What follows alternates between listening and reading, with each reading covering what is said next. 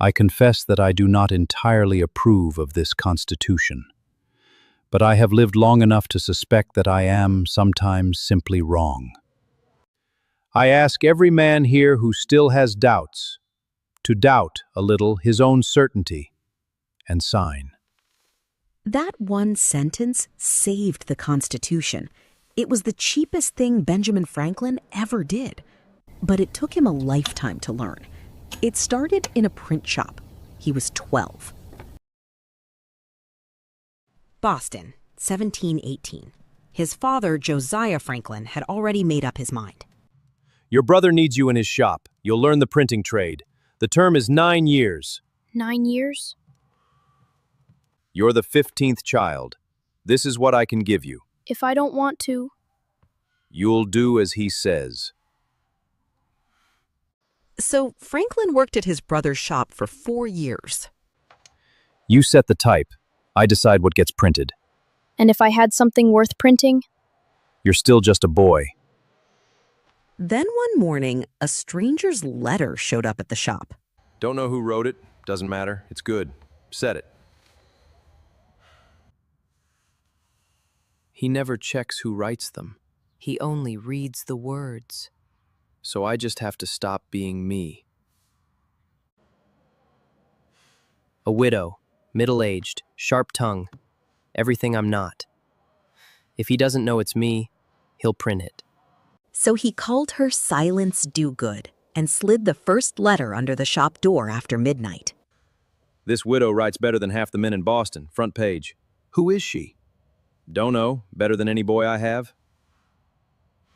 14 letters that summer. The whole town went mad for her. But 3 months later, James found out. It's you. Every letter. Under my roof. In my shop, you humiliated me. You'd never print a boy. A boy's words mean nothing.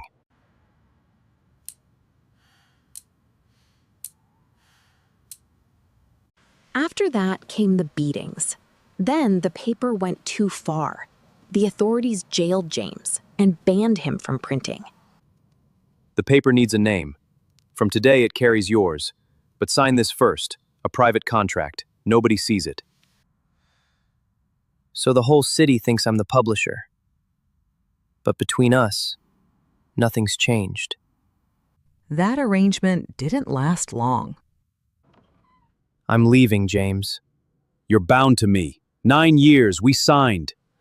Then show them the contract. Take it to the magistrate. Tell him how the paper really gets printed under my name. I didn't think so. So he walked out at 17, arrived in Philadelphia with 3 rolls of bread and nothing else. 20 years later, in Philadelphia, Franklin founded a club called Junto, a club for businessmen who loved to argue, and he enjoyed it. You think you're the smartest man in every room, Franklin. I usually am. Then enjoy the room. You'll have it to yourself soon enough. You won that one. He's not coming back, is he? No, he's not. Every argument I win costs me an ally. I need a different way in. The man nodded. 10 minutes later, he was making Franklin's point for him. I stopped saying certainly. I stopped saying you're wrong. I started pretending to lose. And they started letting me win. Then one night, his friend picked up Franklin's notebook. 13 virtues, graded nightly. You left one out. Impossible. I counted. 13. Pride. Damn it. So he added humility.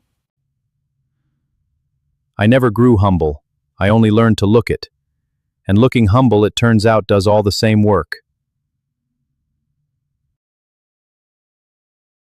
June 1752. A thunderstorm over Philadelphia. Franklin and his son William flew a kite into the clouds with an iron key on the string. The threads are standing up. Don't touch the key. Let me. Then a spark jumped from the key to his knuckle. You felt it? The fire in the clouds and the fire in a bottle, same thing. Now we send it back up.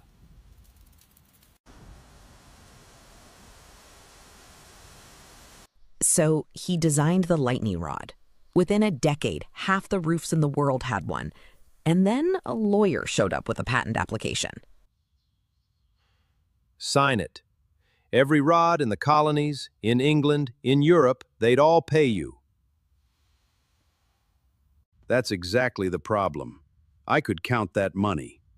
How is that a problem? A fortune I can count buys me a house. A reputation I can't count buys me something no house can hold. With respect, doctor, reputation pays no deaths. No, but it makes men trust you, and trust buys things money can't. Such as?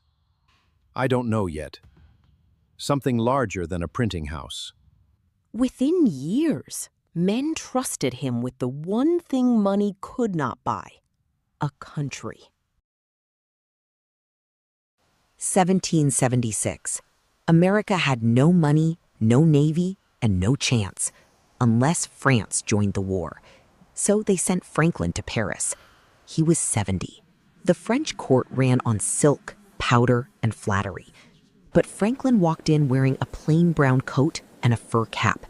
No wig. You understand, doctor. France has no quarrel with America. None at all. France has a quarrel with England. And you'd like France to fight that quarrel for you. I'd like France to wound an old enemy while the world admires her generosity. That is a very French way of putting it, doctor. Then we understand each other. We admire your philosophy, the natural man, wisdom without powder. Then admire it loudly, where England can hear. Within weeks, his face was on medallions, snuff boxes, and prints in every shop window. Your methods are unusual, doctor. You don't attend half the salons that invite you. I don't need to. My face is already there. And then the king noticed. One of my ladies has had this man's face printed on the bottom of her chamber pot. He is everywhere, Majesty. That precisely is my complaint, and I can do nothing about it.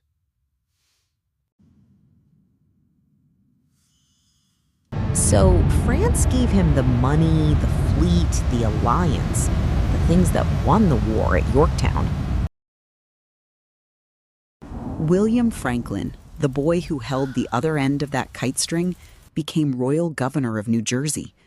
But when the revolution came, he chose the king. 1785, an English harbor town. Father and son met for the first time in years. I had hoped time might have softened you.